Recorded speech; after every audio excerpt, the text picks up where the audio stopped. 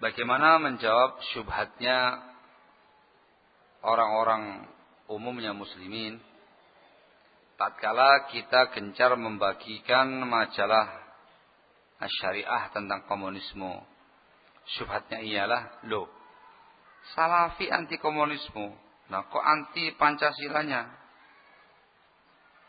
Mohon arahannya.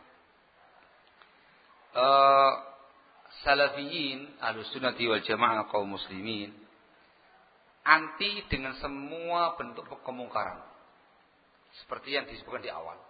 Prinsipnya kaum muslimin, prinsipnya para anbiya wal mursalin, tentu prinsipnya Ahlussunnah wal Jamaah salafiyin menegakkan prinsip amar ma'ruf nahi mungkar. Paham misalnya ya? Menegakkan prinsip amar ma'ruf nahi mungkar.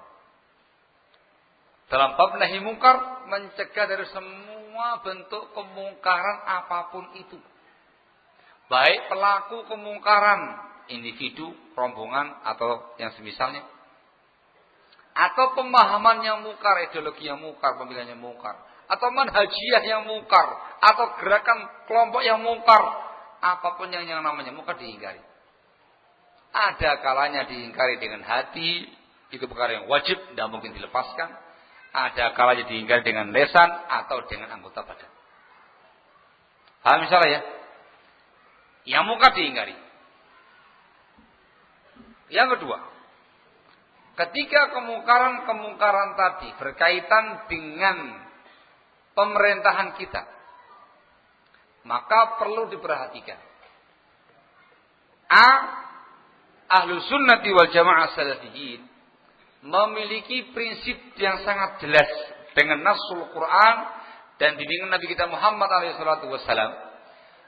Kaum muslimin Ahlussunnah salafiyin adalah pihak yang mendengar dan mentaati penguasanya, mentaati pemerintahnya, punya prinsip as-sam'u wa ta'ah, mendengar dan mentaati penguasanya. Nas Quran berbicara, An-Nisa 59. Hadisnya Rasul sangat banyak dalam Bukhari Muslim dan yang lain-lainnya sangat banyak memerintahkan kaum muslimin untuk mentaati penguasanya walaupun dia zalim, fasik, khain, fajir, jahat, bengis, sadis, dalam semua keadaan, lapang, sulit, senang, tidak senang, diwajibkan untuk mendengar dan mentaati mereka semua dengan ketentuan selain perkara yang mungkar, selain perkara yang maksiat kepada Allah Subhanahu wa taala. Sehingga ketika ada kemungkaran di pemerintahan kita hanya mengingkari kemungkarannya, tidak anti kepada pemerintahnya. Kita meyakini penguasanya sah, pemerintahannya sah, didengarkan, ditaati dalam perkara kebaikan, dalam perkara maslahat yang umum, bukan dalam perkara kemungkaran. Adapun yang mungkar apapun bentuknya diingkari. C, itu poin-poinnya. C, di dalam mengingkari kemungkaran-kemungkaran yang ada pada penguasa kita, Islam memberikan ketentuan dan kode etiknya. Diingkari secara sembunyi-sembunyi, tidak boleh di depan halayak ramai, atau dalam bentuk provokasi untuk menghasut massa membenci penguasanya. Jangan nas hadisnya Rasulullah SAW belum mengatakan man arada ayyan sahali sultanin fala yubdihi alaniyatan. Barang siapa yang ingin menasihati pemerintah penguasa, jangan ditampakkan terang-terangan di depan halayak ramai. Falyakhudh biyadihi walyansahhu. Ambil tangannya, nasihati dia. Fa in qabila fadzak, kalau terima alhamdulillah, itu diharapkan. Wa illa faqad adda ma huwa alaih. Kalau enggak diterima, dia telah menunaikan kewajiban dia. Paham misalnya ya? Nah, maka tatkala kita misalkan kita sedang gencar menghadang, meredam geliat komunisme, di saat yang sama mengingkari kemungkaran yang lain. Paham tuh? Tatkala kita menghadang geliat terorisme, radikalisme, ekstremisme di Indonesia ini, kita ingkari. Kita juga mengingkari perkara-perkara yang lainnya mungkar. Semuanya mungkar diingkari. Ada kalanya dengan cara sembunyi-sembunyi untuk pemerintahan kita. Ada kalanya dengan terang-terangan ketika itu di tengah-tengah halayak ramai membahayakan muslimin, akidah muslimin, manhajnya kaum muslimin. Rame-rame. Barakallahu fikum. Paham insyaallah ya? Sehingga Ahlussunnah Salafiyin tidak anti kepada pemerintahnya. Mereka justru di garda terdepan menjelaskan kepada kaum muslimin kewajiban mendengar dan mentaati pemerintah kita. Ingat, selama bukan dalam perkara yang mungkar. Ada yang mungkar, ditegur, dinasihati dengan cara yang baik. Enggak boleh dihujat, enggak boleh dicemaki, enggak boleh dibongkar aibnya di depan halayak ramai, apalagi diberontak dan segala macamnya. Barakallahu fikum. Mudah-mudahan difahami dengan baik. Paham insyaallah ya? Jadi Ahlussunnah itu anti kemungkaran, bukan anti pemerintah. Paham insyaallah ya? Barakallahu fikum.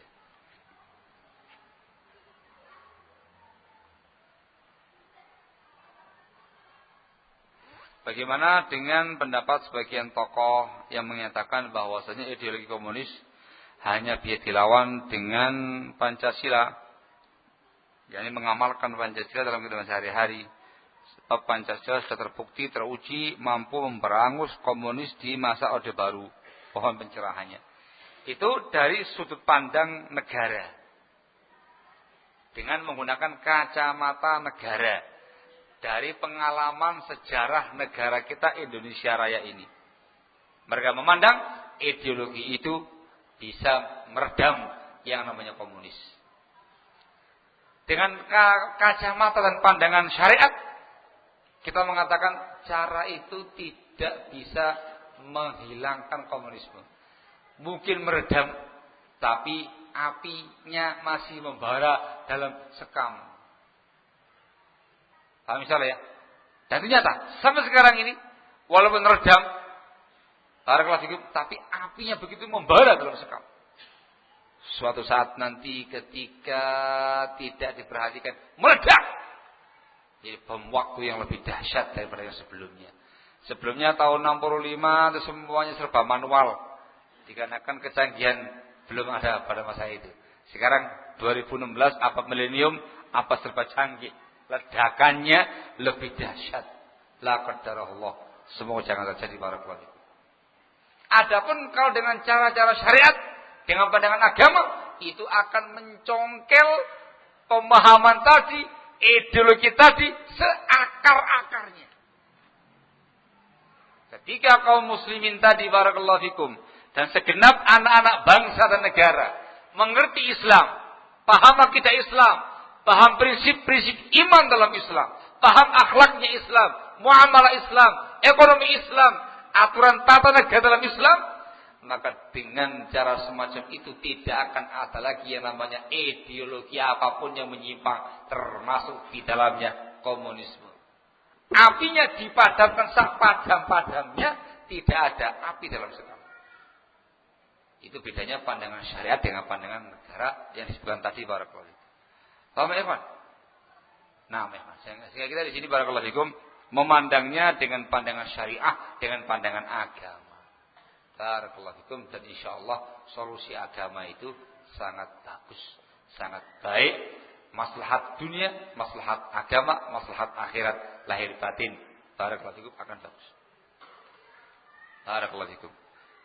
Sekarang untuk perhatikan. Contoh masa lalu di zaman Nabi kita Muhammad sallallahu alaihi wasallam. Diteruskan dengan masa Khulafaur Rasyidin. Ketika Islam itu sebagai bimbingan kehidupan dalam beragama, dalam berkehidupan. Islam sebagai asas mereka. Apakah ada di tengah-tengah mereka paham komunis? Jawab. Tidak ada. Paham apapun tidak ada. Luntur, hilang semuanya itu. Ketika ada yang masuk menghadapi tembok raksasa besar yang namanya prinsip Islam, mental. Tidak laku. Kenapa? Dikarenakan sudah memiliki kekuatan prinsip Islam yang mulia tadi. Tidak ada. Entah komunisme, entah itu radikalisme, terorisme, tidak ada. Itu semuanya dari luar Islam, barakallahu fikum. Paham ya? Nah, ketika di sebuah bangsa, di sebuah negara sudah tidak lagi mengindahkan Islam, lebih condong kepada yang namanya filsafat, ilmu kalam, penyimpangan-penyimpangan, bid'ah, ideologi bid'ah dan segala macamnya, maka akan tumbuh subur berbagai macam ideologi yang ada. Anda perhatikan barakallahu fikum pada masa kekhilafan Daulah Bani Abbasiyah. Kalau Daulah Bani Umayyah kencang dalam bab masalah penyimpangan ideologi. Pada masa kekhilafan Daulah Bani Abbasiyah, ketika di negara itu yang digunakan undang-undangnya orang-orang Mu'tazilah, Al-Quran kalamullah, mengedepankan ilmu kalam, mendewakan ilmu filsafat. Apa yang terjadi? Apa yang terjadi? Apa? Semuanya masuk. Paham filsafat Yunan masuk di dalamnya. Paham Mu'tazilah, Jahmiyah, Asy'ariyah, Masya Allah dalamnya. Luar biasa. Yang menguasai. Berbagai macam penyimpangan-penyimpangan pemikiran ideologi subur pada masa itu. Semuanya masuk. Paham caranya? Dikarenakan Islamnya tidak diindahkan, dikesampingkan. Barakallahu fiik. Sehingga selama menggunakan solusi Islam, maka tidak akan ada yang namanya ideologi apapun yang menyimpang di sana. Pasti dari luar yang ingin memasukkannya. Dari dalam tidak bakal bisa. Contoh yang paling gampang. Di negara Saudi Arabia.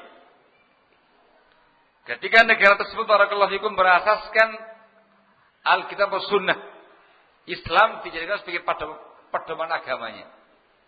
Kita tidak mengatakan itu negara suci, ya ada kekurangan, ada kemungkaran, ya banyak.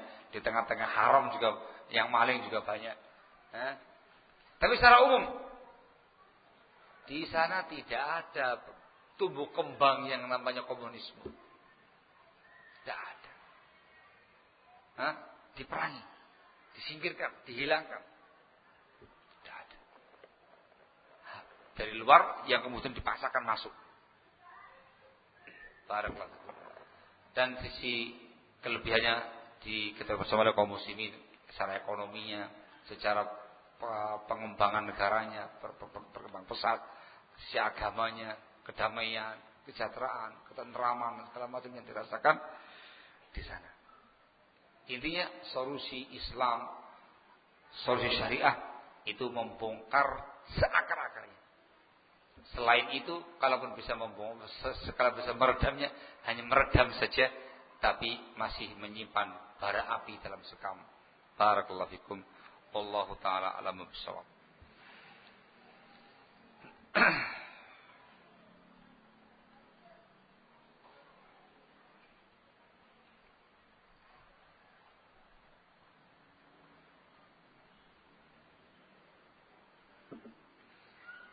Bismillah, ketika Ramadan kemarin saya meniatkan infak sejumlah uang untuk sesuatu kegiatan dakwah salafiyah.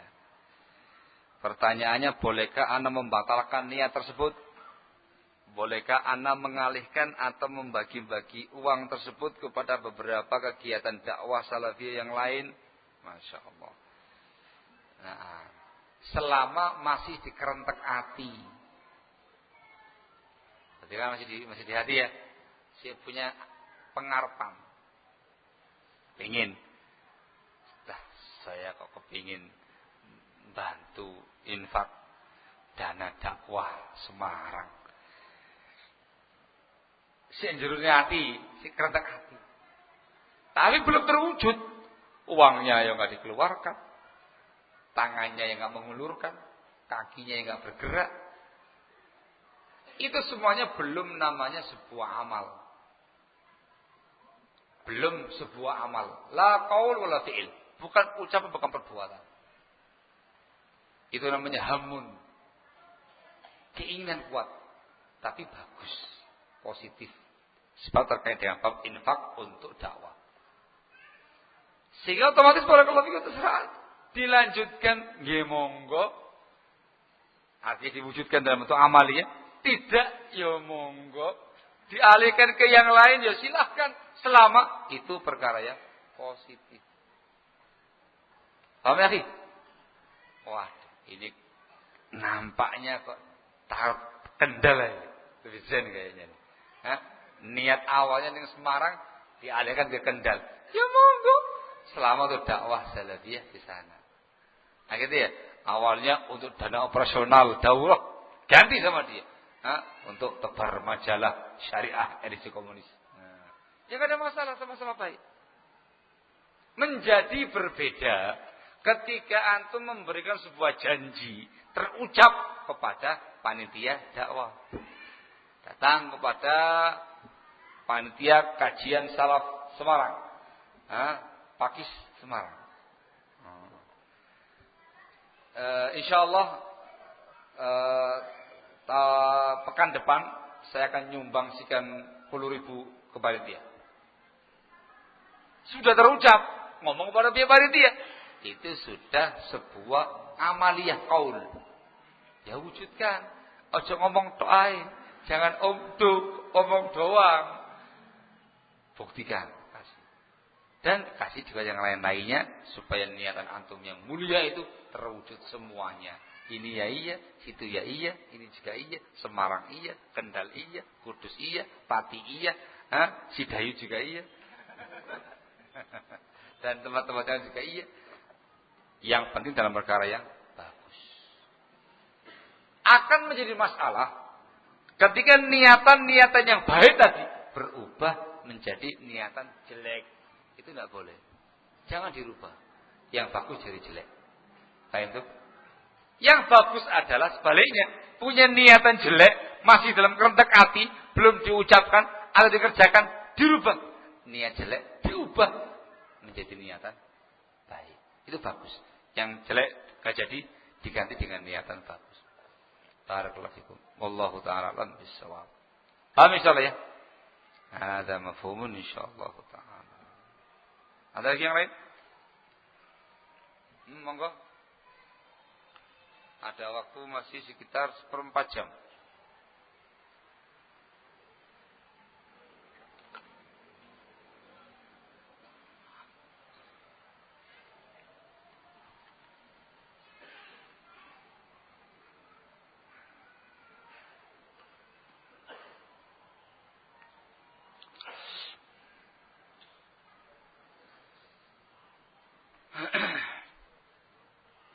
Dalam sejarah musuh-musuh Islam baik itu PKI maupun yang lainnya mempersiapkan kemampuan fisik, mental dan persenjataan.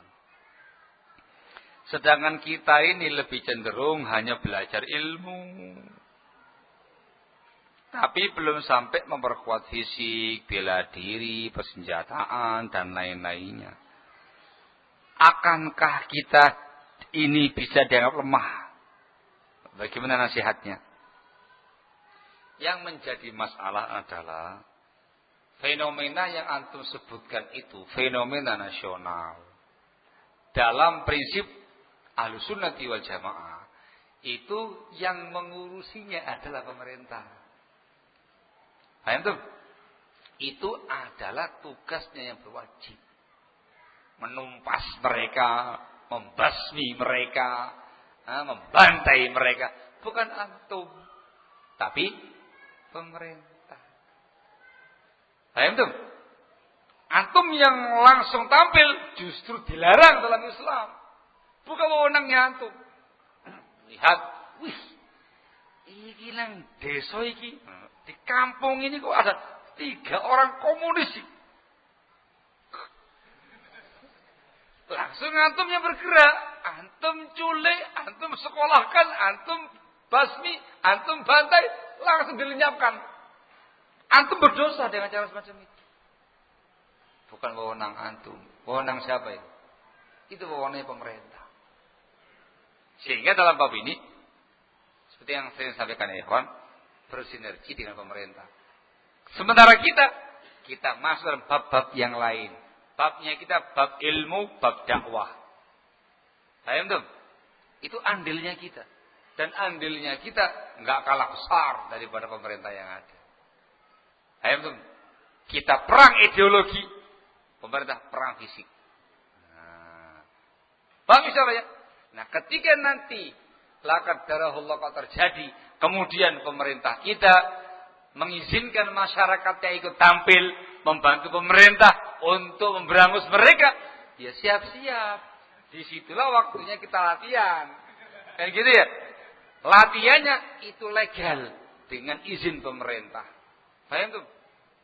Kalau semata-mata antum latihan bela diri nggak ada masalah, tapi ini bela diri untuk menghadapi fenomena anarkis dan semisal tadi itu. Itulah pembahasan. Paham ya? Antum boleh olahraga, visinya biar bagus gitu, perutnya six pack, gitu. Nggak ada masalah ya kan? Monggo. Tapi untuk individunya antum, yang antum tanyakan sekarang ini kan terkait dengan masalah latihan militer, latihan fisik, kan gitu ya, persiapan untuk menghadapi PKI, menghadapi ini, itu pemerintah, itu tugasnya pemerintah. Antum berdakwah, antum berilmu supaya antum jangan terpengaruh oleh semua ideologi yang ada. Kuatkan akidahmu. Dan itu merupakan kunci antum bisa maju ke depan. Ini antum ilmunya tidak ada, ilmunya keropos. Ayo maju, itu depan ada komunis sama pemerintah. Anakku nangis, bojoku nangis. Katakan bisa. Itu dorongan iman. Dengan iman yang kuat, ilmu yang kuat, antum akan bisa maju. Dakwah itu yang kita lakukan sekarang ya. Nanti pada saatnya laqad darahullah kalau terjadi dan pemerintah memerlukan masyarakat. Kalau nggak perlu cukup pemerintah. Antum di rumah mendoakan kebaikan untuk penguasa yang ada supaya berhasil menumpas kekufuran yang ada. Pemerintah yang bergerak doakan kebaikan support dari belakang. Mereka nggak tahu ilmunya, kamu kasih fatwa, begitu ya. Sudah selesai urusan. Antum ayam di rumah. Ketika perlu tenaganya masyarakat, nah ilegal, enggak legal. Resmi pemerintah yang meminta, disitulah saatnya kita mengamalkan secara fisik. Jadi yang melatih bukan sembarang orang, langsung pemerintah kita yang melatih itu. Ya, masyarakat Semarang ini maju perang melawan gerakan-gerakan yang membahayakan negara ini.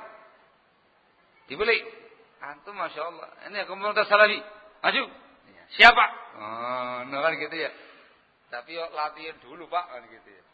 Nanti mereka semua yang melatih, kita semuanya dilatih bela diri, latih fisik. Itu paling sebulan, 2 bulan, paling setengah tahun lah. Insyaallah ya. Itu sudah canggih insyaallah. Di situlah antum bersama-sama dengan penguasa, bendera penguasa, jihad yang syar'i, antum tampil dengan fisiknya. Tidak lemah, antum orang yang paling kuat. Antum yang paling kuat dengan dakwah antum, dengan amaliyah antum, dengan ilmunya antum. Dan dalam sejarah paling kuat terkait dengan urusan masalah fisik dan perjuangan fisik barakallahu. Barakallahu. Kan gitu ya. Sejarah membuktikan barakallahu.